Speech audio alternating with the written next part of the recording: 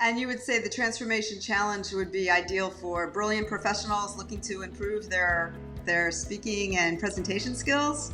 Yes, and brilliant professionals are people who are so good at what they do that they have more information to share than you could possibly fit into any time span.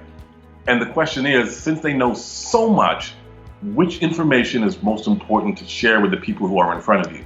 And that changes with every audience. So I love working with brilliant people because I help them take what they do and put it in a package that people will be able to understand. Right, so I can imagine so many different scenarios. It could be going into a boardroom and convincing your point of view, or maybe in sales, or... Absolutely. If you're trying to persuade someone to invest in your business, if you're trying to persuade a potential client to join you or to use your product or service, all of these ways we're always trying to persuade people to take action. And that's really the key of a presentation or any conversation. If you're talking to 1 or 10,000 people, it doesn't matter. What is the goal of that conversation? You want to try and get them to take action and move forward.